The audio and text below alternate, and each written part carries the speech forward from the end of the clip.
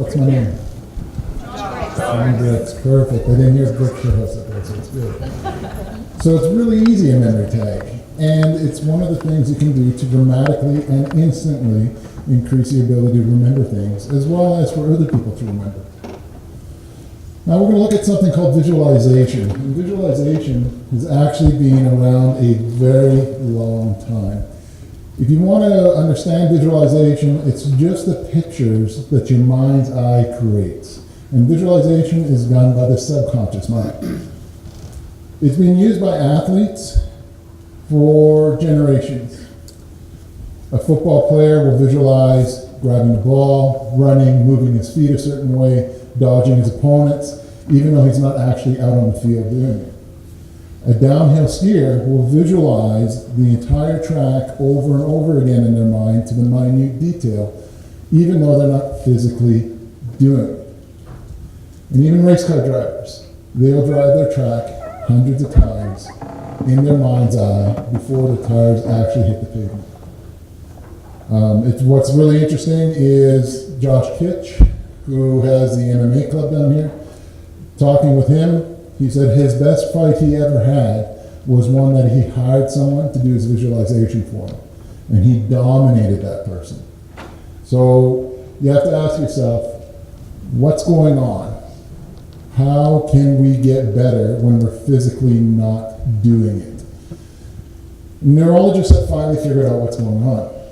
It was actually this simple block study test, but what they're doing is they're going to ignore the loud, busy conscious mind, and they're mapping the subconscious mind this time. So they asked participants to physically stack the blocks in this order. And they did, and they mapped the subconscious mind and how that information was going to get stored. Then they took the blocks away, and they just said, imagine stacking those blocks in that order. The subconscious mind fired exactly the same way. It could not tell the difference between physically doing it and imagining doing it. So that race car driver that drives this track 100 times, the subconscious mind, the trained brain, has 100 training repetitions in. We have to be careful with visualization though, because visualization does have a negative side to it. I like to call it subconscious sabotage. And the easiest way to describe it is if I had this plank here, let's say it's 12 feet long, 12 inches wide, and I put it on the floor, and I ask everyone to walk across it. Not a problem. Everyone can easily walk across the plank. I take the same plank and suspend it 100 feet in the air between two buildings. Suddenly the chance of success is greatly reduced. Why? Because of the visualization process that comes out there. People will walk up to the plank and now see the fact that there's a threat involved and immediately start going down the path of, I'm going to fall, I'm going to slip, all these other things. And the moment they visualize themselves falling or slipping, they just train their subconscious mind to fall and slip. When I was living in BC, I was an avid downhill mountain biker. And this is before getting into the police service and before learning what was happening subconsciously. But the group of guys I rode with regularly, we called it picking a line. So at the top of the hill, we'd look down and we would visualize how we were going to pick our line down the hill. We all knew that we needed to pick a good line. Every once in a while, when we get a new person riding with our team, we'd be up there getting ready to pick a line, and then the magic thing would happen, where the new guy would be like, oh, I don't know about that turn, it looks hairy, and right away we'd be like, oh, well, why?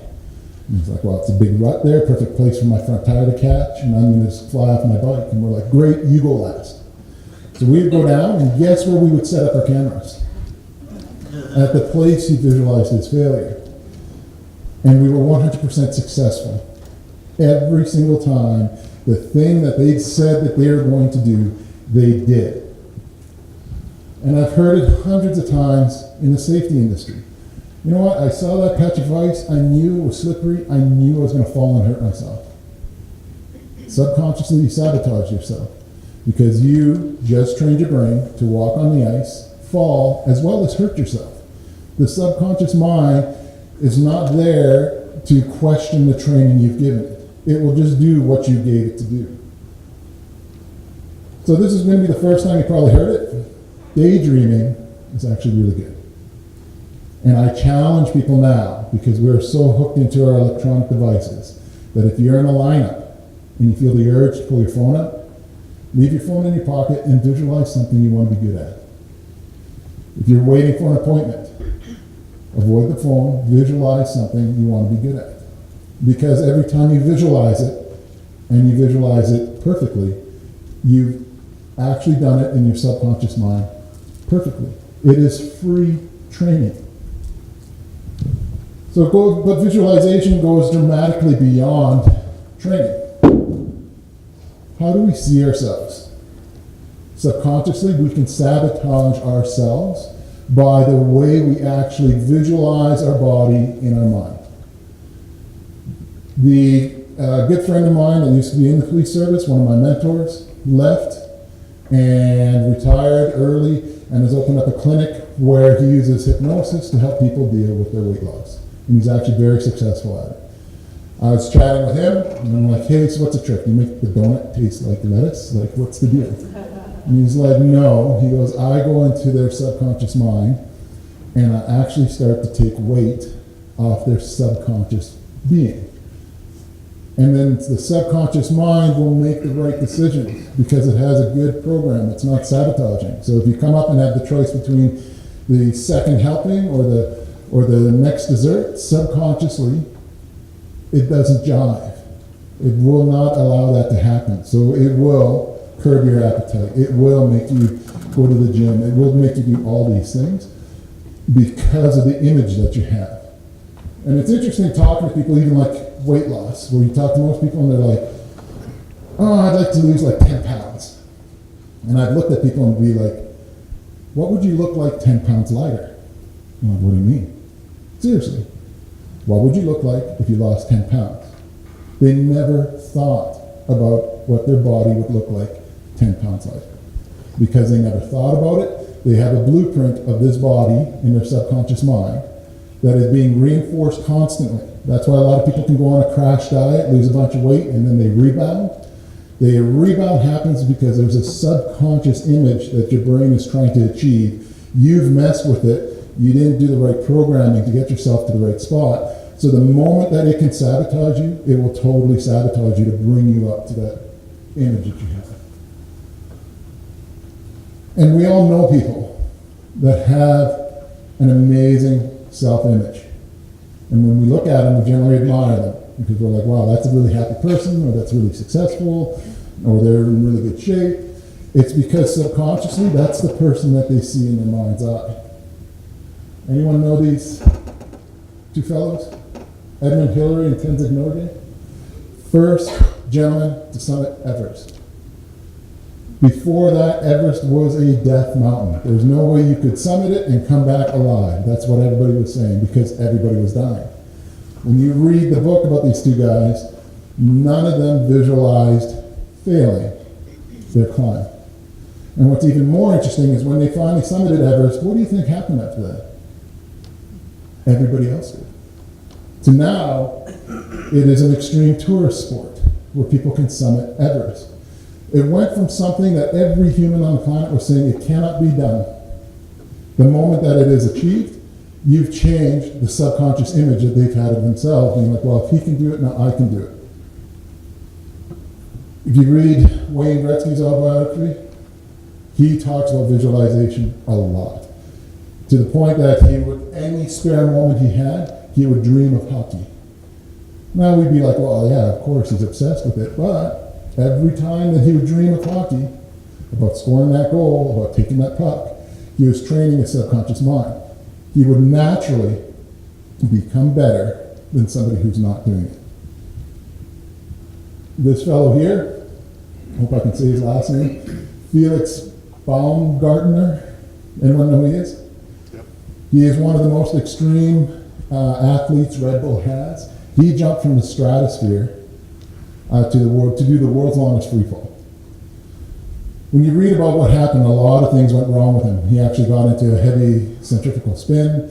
His visor fogged up. He couldn't see because of the ice that was building up. His systems were failing.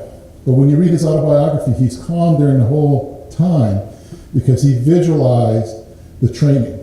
He never had his mask freeze up physically. But when he heard that it could happen, he went to the experts and was like, okay, well, how do I deal with that? And then he would run through the visualization process and be like, okay, now I've lost my vision. This is what I need to do.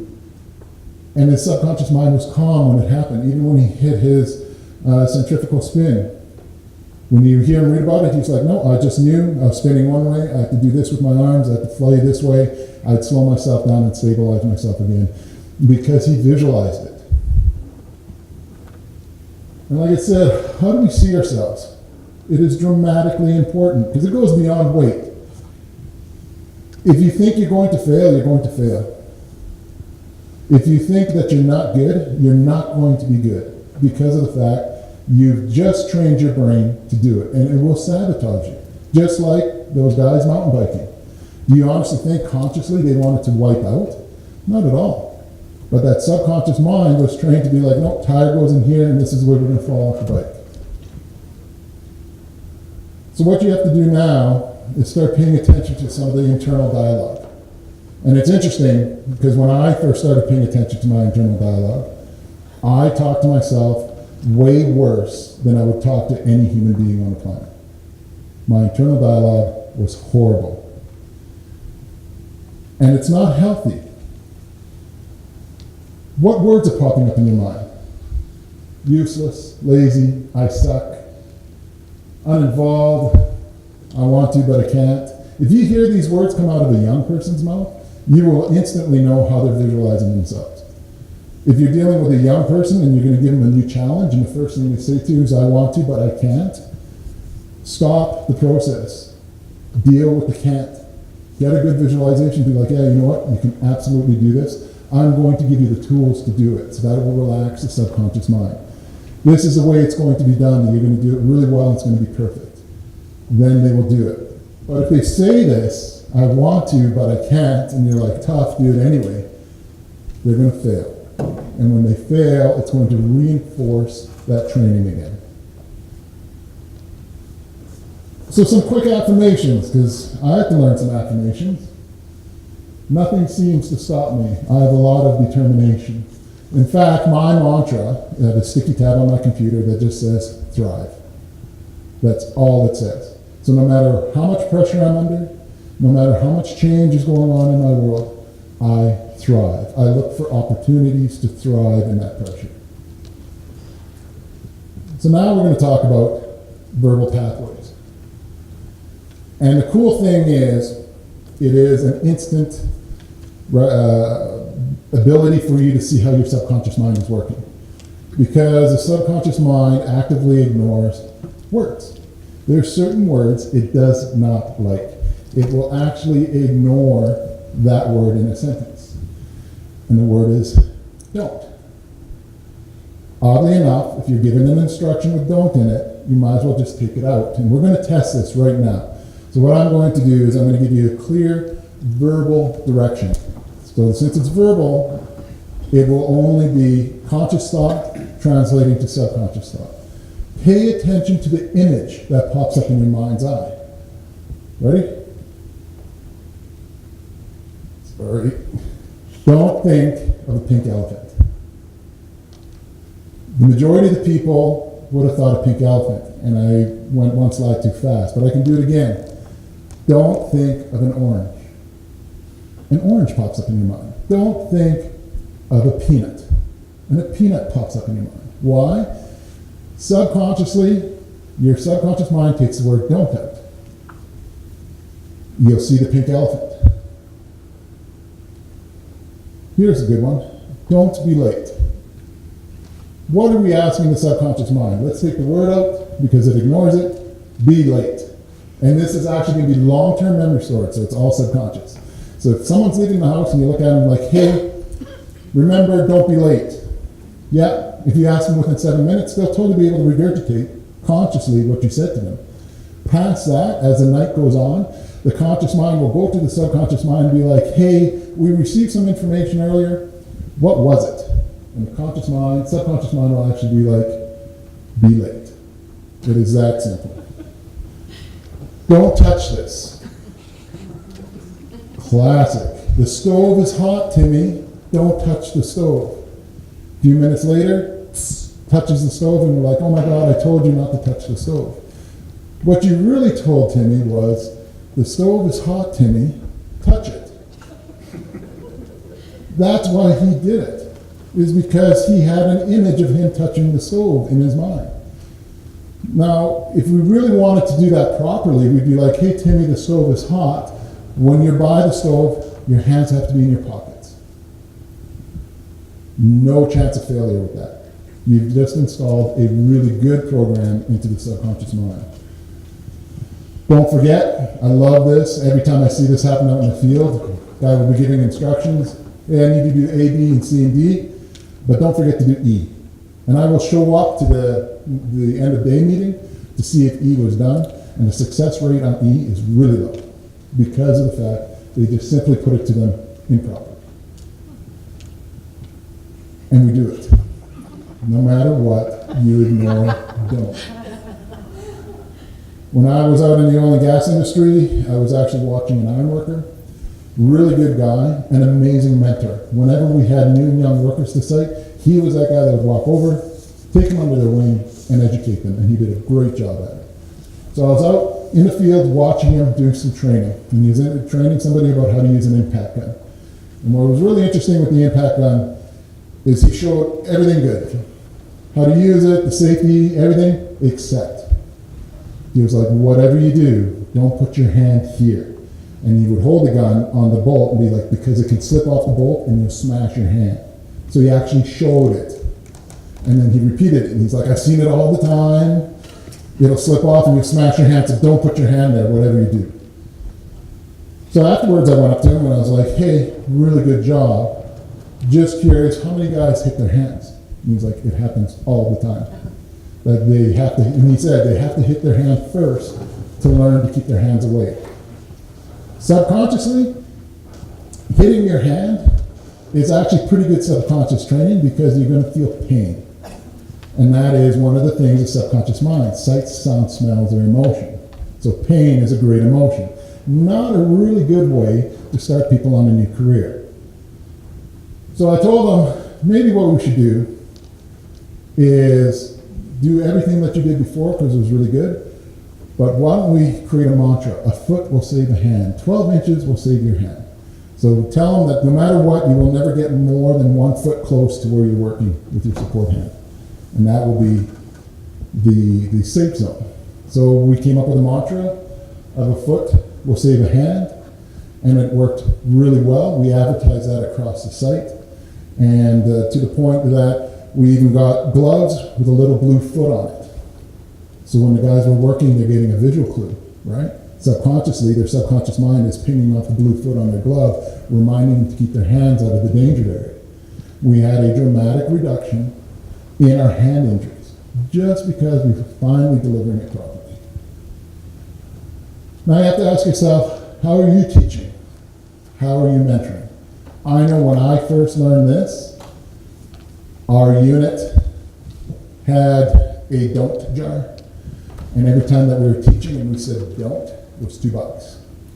In the beginning, there was lots of beer money. Lots and lots of beer money. Because it is so habitual for us to teach something and say, but I don't want you to do this. The other word is try. If you put try into an instruction, you're giving that person the option to fail. If I say, this is what you need to do, this is how you're going to do it, you're going to do it now, are you clear? Yes. They will move forward and do it. This is what I need you to do, this is how you're going to do it, can you give it a try? Try means something different to everybody. Some people will struggle until they achieve. Other people will get halfway there and be like, I tried. So the moment that you put try into the conversation is you're lowering your chance of success. If you say to yourself, I will try, you're lowering your personal self chance of success because you're going to create that subconscious sabotage. And of course, I can't. If you hear I can't, you will not do it because you've just subconsciously trained your brain to not succeed. If you hear I can't out of another person's mouth, stop, think about how you're going to deliver the information properly to them, and then re-deliver it. And just be like, oh, No worries. You will do really well because I'm going to give you the tools. And this is how we're going to go about doing it. If you hear the language internally, change it. If you hear the language externally from other people, take that time and change it for them. Teaching recruits firearms was an amazing thing to see because the majority of the recruits never shot a gun in their life. And they were terrified. Sweating hands, they were horrible. But what was amazing to see is when they had the bad language, I don't know if I can do this, I'm scared, I can't, we'd be like, hey, wait a minute, what are you worried about? And one of the funniest things, they'd always come back and be like, well, I'm worried about the gun coming back and hitting me in the face. And be like, do you think Glock would design a firearm for law enforcement officers that when you shot it, it would hit you in the face? I'm like, no. And be like, is that still a worry? No. And we'd move on. Just defeating the subconscious sabotage. Because I guarantee you, if you don't defeat it and you actually want to program it in a bad way and be like, oh yeah, absolutely. If you hold your hands like this and don't have locked wrists and you pull the trigger, it'll hit you in the face. Guess what some people are going to do? They'll start out here, and then they're going to get stressed, and they're going to bring the gun in and hit them in the face because that's what you train them to do. So these tools apply to all of the aspects in their life. I know I've talked about work, but if you're coaching or mentoring, these tools are excellent tools to use. When you're working with young people have a great subconscious mind because there's a lot of empty slates to fill. And if you don't think that young people have the ability to develop key behaviors at different locations, see how they behave at your house or grandma and grandpa's house. Subconsciously, they've done the math. They know what they can get away with, they know what they can do. Mentorship programs at work. If your people are delivering it successfully, the chance of injury gets reduced, quality and production gets dramatically increased, and you need less time to do it. The best example I can give on time is taking a 1-hour safety meeting, which to be honest with you, when I sat through my first 1-hour safety meeting, I felt like I was chewing on tinfoil, and I'm a safety guy. It was horrible. And I was like, this is way too long, let's compress this into 30 minutes, let's make it practical, let's follow some philosophies. And suddenly, you've got people engaged that are recalling information out in the field. New and young workers. A lot of people will look at new and young workers as their biggest hazard. Not if you deliver the information properly. If somebody comes to site, or your workspace, or your home, and they're new, and you want to establish some guidelines, you can easily be like, hey, I know you used to work for company X, but we're company Y. We do things differently. The moment you use the word differently, the subconscious mind opens up a new file. And then you educate them. This is our culture. This is what we need done. This is how you're going to do it. We're going to give you all the tools to be really successful. Move on. New and young workers can actually be one of your best assets because as they come in, you can change the culture that's out there. New work projects. How many people have, after a work project, created a lessons learned that was never reviewed? I know it happens all the time.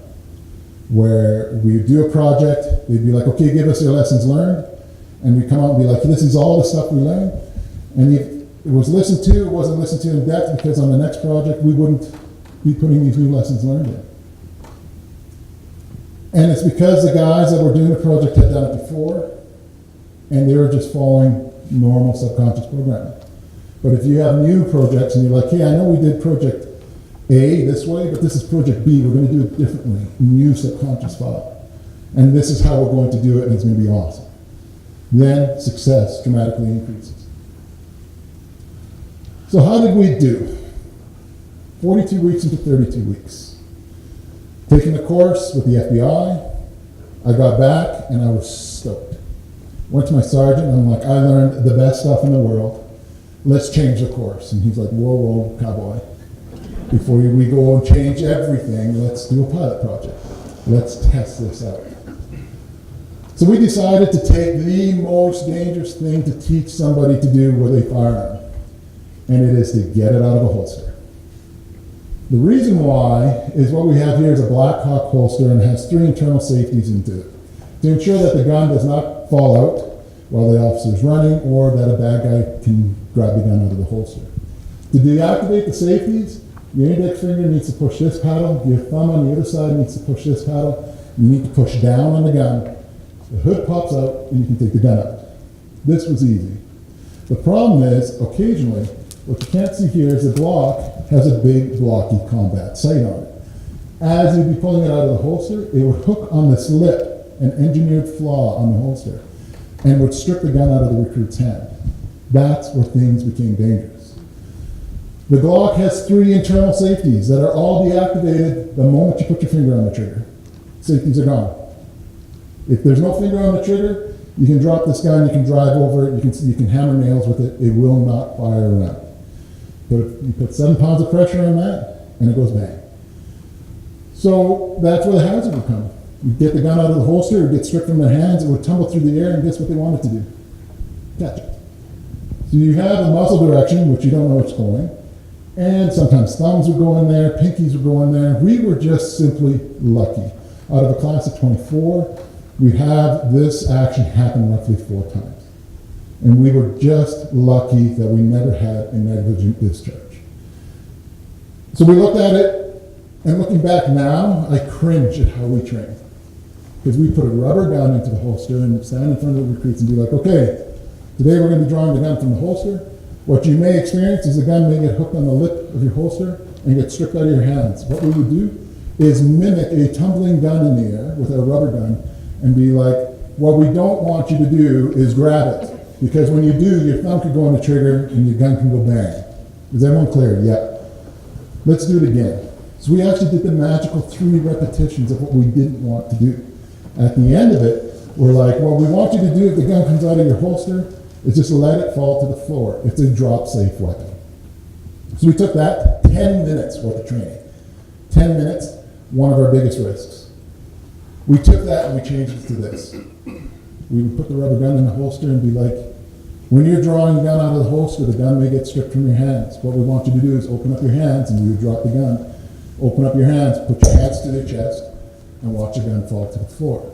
The gun is a drop-safe weapon. It will not discharge. Are we clear? Yep. Then we would stop.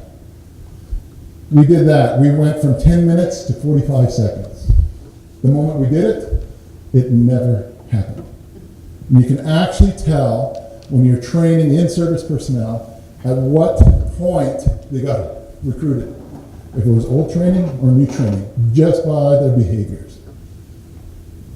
So it was a great success. We went from 42 weeks to 32 weeks.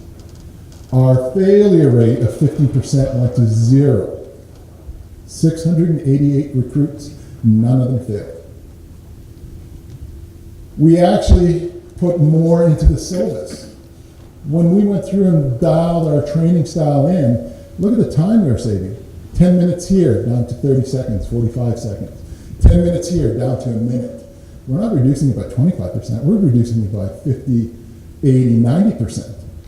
So we actually, when we dialed ourselves in, we were able to do more training. And other agencies started to send us their problem childs, their failing recruits. And we would take them, see what their visualization of self was normally the first thing we'd do, because at that point they're pretty beaten, right, under the old school. I'm worthless, I'm useless, I can't do this job. We would change that. We would train them the way we would train our normal recruits, and they would always be successful. We had none of those people fail. Any questions? Perfect. So, 7:34, can I have everyone back? 7:40, 6 minutes. Quick break.